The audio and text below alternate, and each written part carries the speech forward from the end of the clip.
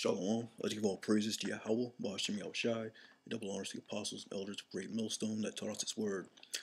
I just got this article out of RT News talking about how all the different nations are concerned about, the U.S. and their country and their policies, and how they're pretty much against it. And this goes into the scriptures about, how he neither keepeth at home, he's a proud man, and how these other nations are going to turn against him. They don't really want, America's policies in their countries. But articles entitled "World Sees U.S. as Significantly Greater Threat to Democracy Than Russia and China."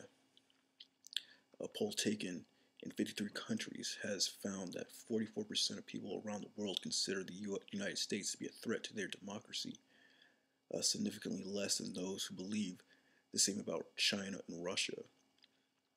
Out of the 50,000 people polled across 53 countries, more respondents considered U.S. influence on their country to be a threat to democracy than those who didn't. Meanwhile, only 38% considered Chinese influence a threat to democracy.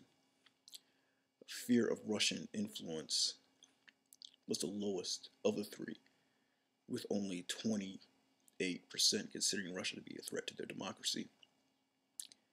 Asian countries were high among those that feared U.S. influence, with Pakistan fearing Washington the most. Japanese respondents also consider the U.S. to be a greater concern than China, while Mexico, Canada, Colombia, Greece, Israel, Australia, UK, Ukraine, and Switzerland were also among the top half. The survey was conducted by Lantana in partnership with the Alliance of Democracies, which was founded in Denmark by former NATO Secretary General Anders Rasmussen. A detailed sum on social media found interesting, given that the results inconveniently showed higher levels of fear regarding the U.S. than Russia and China.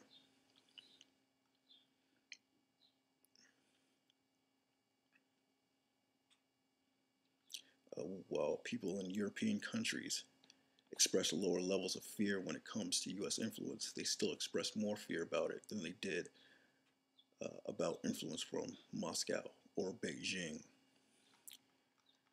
So first scripture is Habakkuk 2:5. Yea, also because he transgresseth by wine, he is a proud man, neither keepeth at home, who enlargeth his desire as hell, and is as death, and cannot be satisfied. Gathereth unto him all nations, and heapeth unto him all people.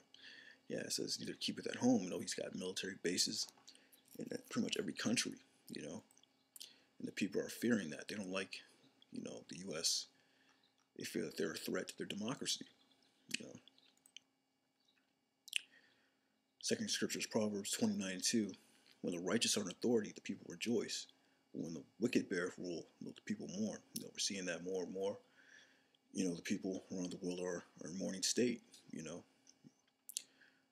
famines everywhere, war, pestilence all over the place. But it's going to come a time when this man is going to be put out of power, and then the people are going to rejoice, even under slavery under us. When the righteous are in authority, the people rejoice.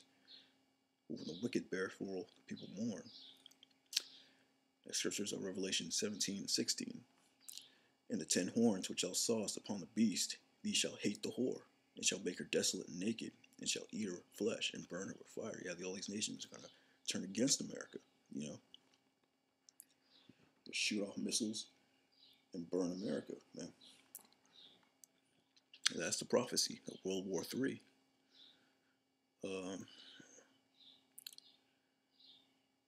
The last scripture is Isaiah 14:5. The Lord hath broken the staff of the wicked and the scepter of the rulers. He who smote the people in wrath with a continual stroke, he that ruled the nations in anger, is persecuted, and none hindereth. The whole earth is at rest and is quiet, they break forth into singing. Yea, the fir trees rejoice at thee, and the cedars of Lebanon, saying, since thou art laid down, no feller is come up against us. Hell from beneath is moved for thee to meet thee at thy coming. It stirred up the dead for thee, even all the chief ones of the earth. It hath raised up from their thrones all the kings of the nations, and they shall speak and say, art thou also become as weak as we? Art thou become like unto us? Thy pomp is brought down to the grave, and the noise of thy vows. The worm is spread under thee, the worms cover thee. How art thou fallen from heaven, O Lucifer, son of the morning? How art thou cut down to the ground, which didst weaken the nations? So yeah, I mean, the world's going to rejoice. Even the trees are going to rejoice, when great Babylon is taken out. When this man is brought down, it says thy pomp, thy pride is brought down to the grave. The nations are going to be like, as thou become as weak as we, like unto us. So he's going to lose all his power. Right now, he's Lucifer. Right now, he's the light bearer. But he's going to get cut down, as the scriptures say. How art thou fallen from heaven, O Lucifer, son of the morning? Because right now he has the light, he has the knowledge, he has rulership.